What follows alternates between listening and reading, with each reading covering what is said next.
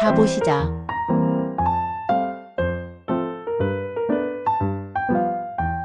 지난 3부 줄거리.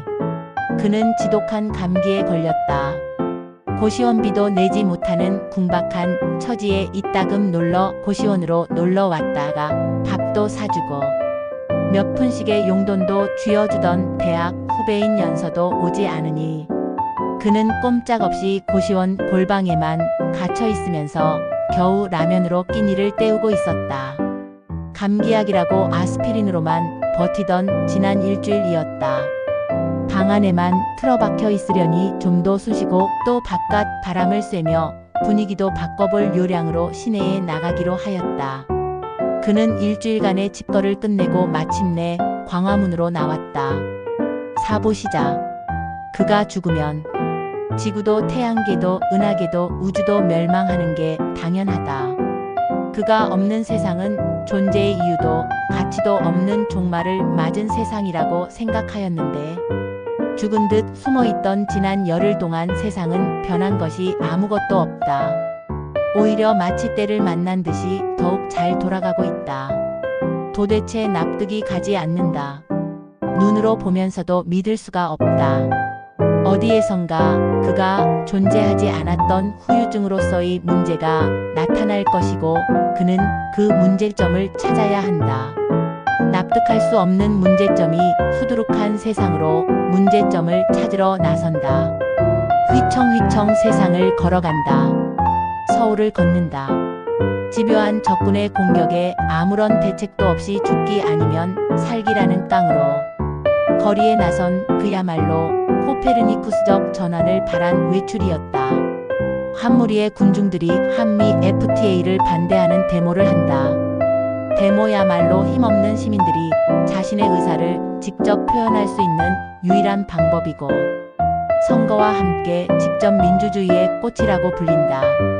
지금 이 자리에는 민주주의의 이상을 실현하려는 사람들이 저마다 손에 촛불 하나와 한반도 깃발 하나씩을 들고 나와 목청껏 한미 FTA 반대를 외친다.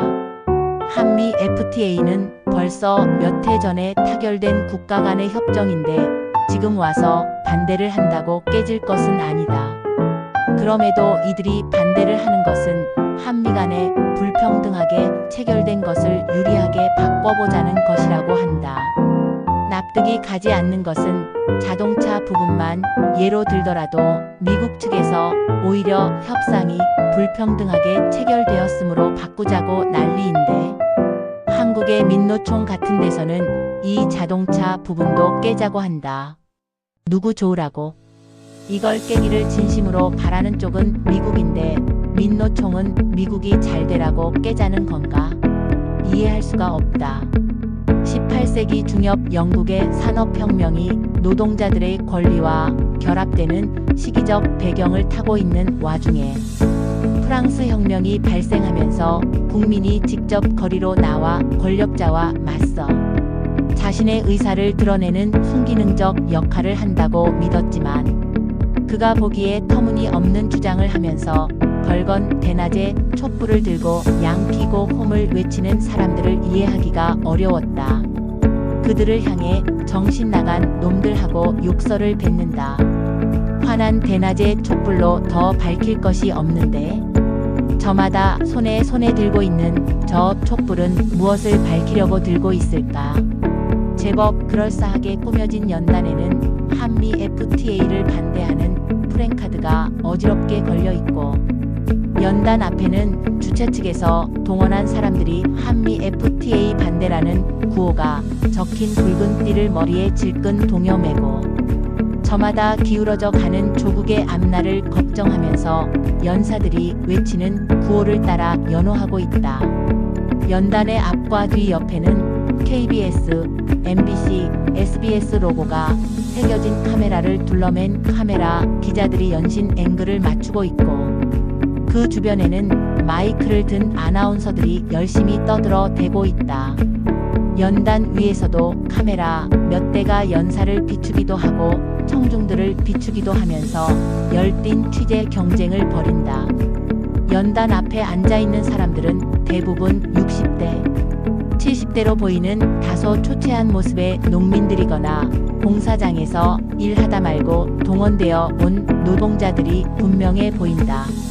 하루 벌어 하루 먹기도 힘든 이 노인들이 조국의 앞날, 아니 그들의 자식 세대들인 우리 같은 젊은이들에게 보다 번영되고 살기 좋은 아름다운 나라를 물려주기 위하여 한겨울의 추위를 무릅쓰고 차가운 거리로 나와 구호를 외치는 광경은 눈물이 나도록 고마울 따름이다. 노인들은 주최 측에서 나누어주는 돈 몇 푼을 손자들에게 과자 값이라도 영하의 서울 거리로 나선 것이다. 그는 연단에서 떠들어대는 소리에 귀를 기울여 본다.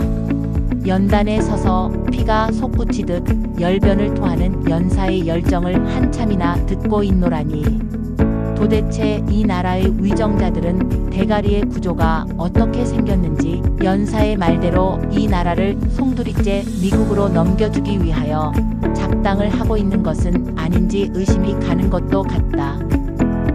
지금 미국이 목숨 걸다시피 하면서 추진하는 게 결국 미국의 경제적 이익을 극대화하는 것으로서 한미 FTA 협정은 1905년에 을사보호조약에 버금간다는 말이 나오는 이유도 납득이 간다. 미국이 밥 팔아게 주려고 그 우월한 힘을 앞세워 한국 같은 약소 국가와 협정을 체결한 것은 아닐 것이다. 그러면 미국의 저희는 무엇인가? 연사는 그의 의문을 속 시원하게 풀어준다. 우리나라 농업의 자급률이 현재는 25% 정도이지만 이 조약이 체결될 경우 곧 10%대 이하로 떨어지면서 와해될 것이고, 우리나라 농업이 와해되면 막강한 미국의 농산물이 물밀듯 밀려오면서 그때부터 값이 오르기 시작하여 우리는 현재보다 2~3배 더 비싼 식음료를 미국으로부터 들여와야 하는 농업 식민지가 될 것이다. 그리고 지적 재산권을 비롯하여 우리가 가지고 있는 사기업 분야에까지 미국의 기업들이 송두리째 접수하게 되고, 심지어는 공공사업 분야까지 미국의 기업들이 침투하여 우리는 재기불능의 미국 속국으로 전락해 버리는 결과가 된다. 따라서 우리가 한미 FTA를 반대하고 종래는 이를 무효화시켜야 하는 이유가 여기에 있다. 구구절절이 옳은 말이다. 미국이 세계를 지배하는 막강한 군사력과 경제력을 가지고 있음에도 불구하고 한국과 같이 조그마한 나라와 이런 협정을 맺으려고 하는 이면에 미국의 이익이나 자국 기업의 이익이 없다면 무슨 이유로 이런 불평등한 협정을 맺으려고 할 것인가? 정치와는 담을 쌓고 오로지 공부에만 몰두하고 있는 백면서생에 불과한 그가 생각하기에도 미국의 속셈이 뻔히 보인다. 반대를 해야지. 조국을 위하여, 무궁한 영광을 실현하여야 하는 조국을 위하여 분기탱천해야지. 그가 데모를 하는 사람들을 물끄러미 바라보고 있는데 누군가가 어깨를 탁 치면서 데모대로 밀어 넣는다. 학생, 조국이 풍전등화의 위기에 있는데 이렇게 구경만 할 것인가? 갑자기 정신이 번쩍 든다. 저도 모르게 변명이 튀어나온다. 아예, 저는 지금 지독한 독감 때문에 마음은 있어도 함께 할 수가 없습니다. 헤헤. 노동자 복장을 하고 이마에 붉은 띠를 동여 맨 40대의 남자다. 40대를 왜 망할 놈이라는지 이제야 알 것 같다. 언어의 유의를 해본다. 40놈을 반복적으로 열심히 짓거리다 보면 어느 틈에 망할 놈이 된다. 파란색의 작업복을 입고 있지만 기생 오라비 같이 가녀린 손과 잘 빗어 넘긴 머리카락, 번지러한 개기름이 흐르는 폼새로 봐서 결코 노동자가 아님은 분명한데 그는 노동자로 봐달라고 억지를 쓰고 있다. 그러나 지금 이 순간 그 사람이 노동자이건 아니건 그것이 중요한 것은 아니다. 그는 미안한 듯이 머리를 극적이다가 왜 모르는 사람에게 비굴한 웃음을 날려야 하는지 갑자기 반감이 든다. 야, 임마. 너 몇 살이야? 하면서 내가 학생쯤으로 보이냐? 하고 멱살이라도 잡고 싶지만 부르르 떨리는 입술은 용케도 그 말을 쏟아내지 못하게 한다. 만약 그 말을 쏟아내었다가는 그 사람으로부터 한 따까리 주먹이 날아왔을 것이다. 40살 먹은 망할 놈이니까. 더군다나 지금 광화문 거리에 깔려있는 모든 사람들이 이 작자와 한 패거리임이 분명할 것이므로 건방진 그 작자가 또 한마디 한다. 조국이 망한 후에 할래? 그렇다고 나라가 망하기야 하겠습니까? 콜록콜록 헤헤. 그도 모르게 또 비굴한 웃음이 기침 사이로 새어나온다. 청바지를 입고 위에는 얼음밭에 굴러도 결코 얼어 죽지 않을 것 같은 두터운 점퍼 차림에 큰 백팩을 메고 있던 30대 후반의 까무잡잡한 아줌마인지 아가씨인지가 거든다. 착 달라붙는 청바지에 어울리지 않게 큰 상체 그리고 그 덩치만큼이나 큰 백팩 때문에 가느다란 다리가 더욱 불쌍해 보이는 여자다. 착 달라붙는 청바지라고 했지만 종아리까지 내려오는 점퍼에 가린 다리가 잘 보이지는 않지만 종아리 밑으로 발목까지 바지가 달라붙어 있는 것으로 봐서 허벅지 부분도 달라붙어 있음을 능히 짐작할 수 있다.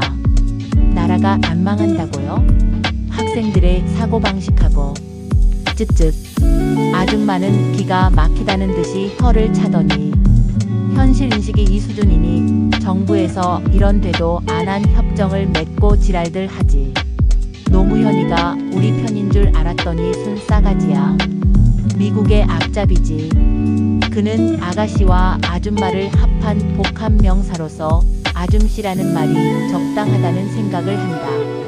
특히 이 아줌씨에게는 더 이상 합당한 말이 없을 정도로 정확한 표현이다.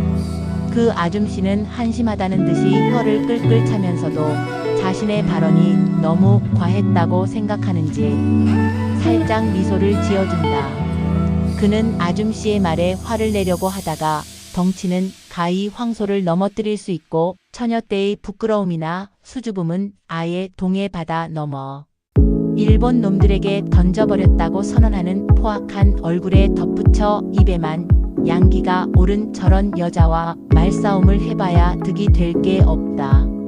더군다나 자신은 지금 3살짜리 꼬마가 와서 밀어도 화들짝 자빠질 수밖에 없는 환자인 입장이었으므로 부디 싸움을 도발할 필요가 없어 아줌씨의 가장된 미소에 일그러진 그의 미소를 보태줄 수밖에 없다. 망할 놈이 또 그의 등을 떠민다. 학생, 그렇게 서 있지만 말고 학생 같은 젊은이들이 앞장을 서야 사람들이 따라오는 거야. 아, 예. 헤헤헤. 그는 결국 대모대 속에 밀려 들어갔다.